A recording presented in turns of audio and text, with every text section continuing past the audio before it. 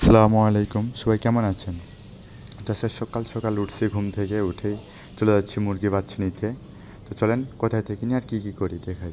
এই মুহূর্তে আমি আছি নাটোর কান্ডেভিটা কেন্দ্রীয় মসজিদটার সামনে। অনেক সুন্দর মসজিদ, অনেক বড়, মানে এত বড়, অনেক সুন্দর মসজিদটা, অনেক সুন্দর মাশাআল্লাহ। তো রাস্তা শেষ হচ্ছে না আর কি, মসজিদ এই ওই দেখে যাচ্ছি, ফুল অনেক সুন্দর। তো অনেকক্ষণ পরে এই যে আমাদের নাটোর কান্ডেভিটা বটতলার মোড় ছাড়লাম। সকাল সকাল তো এই জন্য বিশ্ব রোডটা অনেক সুন্দর ফাঁকা আর অনেক সুন্দর ভিউ আসতেছে। তো এমতো অবস্থা আমি একটু ভাব মেরে নিলাম, দেখেন একটু ভাব নিয়ে নিলাম। চলে আসছি আমাদের গন্তব্যস্থানে, এই যে চলে আসছি এইখান থেকে আর কি বাচ্চাটা নিব। তো চলেন আপনাদেরকে দেখাই কীভাবে বাচ্চা নিই। তো এটা আর কি হেসারিটা, যেখান থেকে আমি আর কি বাচ্চা নেব, এটা ওনাদের আর কি এরিয়া। সেই যে ভিতরে ঢুকলাম, ওনাদের নাকি ভিতরে ক্যামেরা এলাও না, এই জন্য আর কি বাইরে বের হয়ে আপনাদের সাথে কথা বলতেছি। এই তো ভিতরে কাজ শেষ করে বাচ্চা নিয়ে বাইরে চলে আসলাম।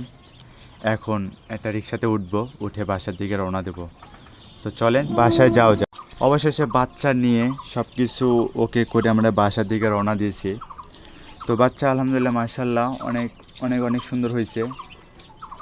মানে বাচ্চা খুব চঞ্চলতা, আর যেগুলো আপনারা অবশ্যই ফলো করবেন বাচ্চা নেওয়ার সময়, যে বাচ্চাটা আসলে কয় পিস দিল, আর মানে ওনারা আর কি মায়ের সাথে কম দেয়। তো আমাদের সাথে এমন কোনো দিন হয় নাই, তো আপনাদের সাথে বলা যায় না, আপনাদের সাথে এমন যদি হইতে পারে তো আপনারা অবশ্যই বাচ্চা গুনে নেবেন।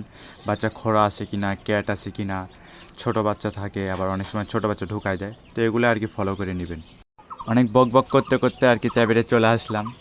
তো এখন বাসায় চলে যাচ্ছি, বাসায় চলে আসছি, আর বেশিক্ষণ লাগবে না আশা করি। তো আপনাদেরকে যেটা বলতেছিলাম, যে অবশ্যই মুরগি ছোট বাচ্চা যেটা থাকে আর কি, এটা যে 7 দিন পর্যন্ত ব্রুডিং করা লাগে, বা 3 দিন 4 দিন, এটা আর কি মুরগির মানে বাচ্চার উপর ডিফেন্স করে আর কি এটা করতে হয়। কারণ বাচ্চার খেয়াল রাখলে আপনারই ভালো, কারণ ওরা তো নতুন অবস্থায় এসে ওদেরকে অবশ্যই পানি দিতে হবে।